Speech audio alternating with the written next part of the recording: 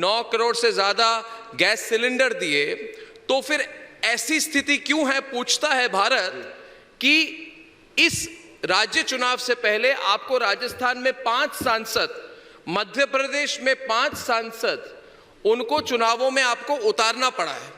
और कांग्रेस कह रही है, कटाक्ष कर रही है कि बीजेपी को डर लग रहा है, वो नर्वस हो रही है, उनको लग रही है उनके हाथ से इलेक्शन निकल रहे हैं, माहौल बदल रहा है, इसलिए ये सब हो रहा है। आपको क्या लगता है? अनुराग जी जरा क्लियरली जवाब दें मुझे प्लीज। अनुराग जी।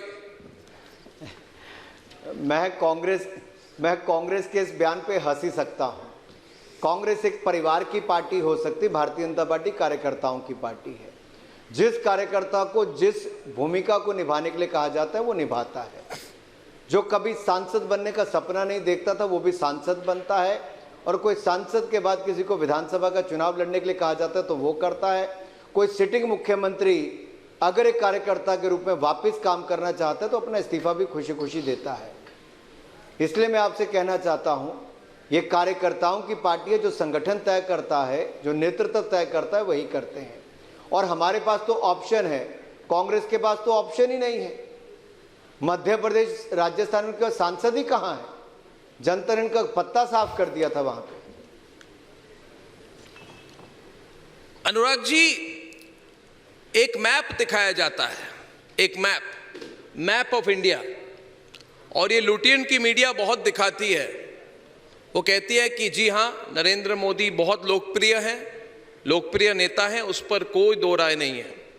मगर वो एक मैप दिखाते हैं और उस मैप में 2017 में वो कहते हैं कि भारत की 78% इलाका, अगर इन टर्म्स ऑफ एरिया देखा जाए, 78% of the land mass of India ये बीजेपी का कब्जा था।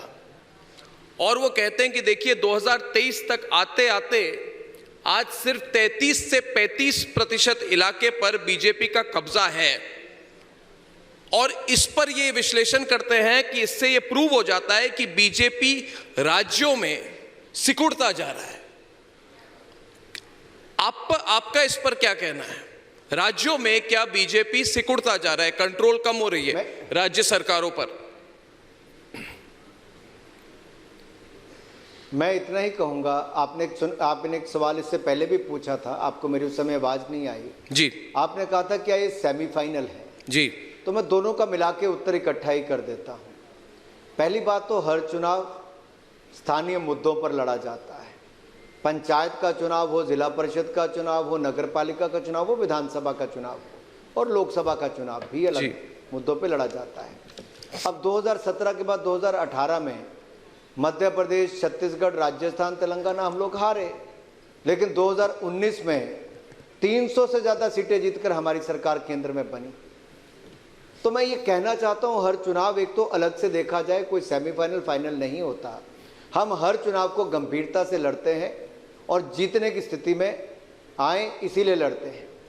दूसरा मैं आपसे कहना चाहता हूं, ये कोई भी राज्यों के चुनाव होंगे, आप 78% से 33% की बात करें, कांग्रेस कभी 400 सीटों वाली पार्टी थी, आज वो 40 सीटें लोकसभा में जीत कर नहीं आ पाती है।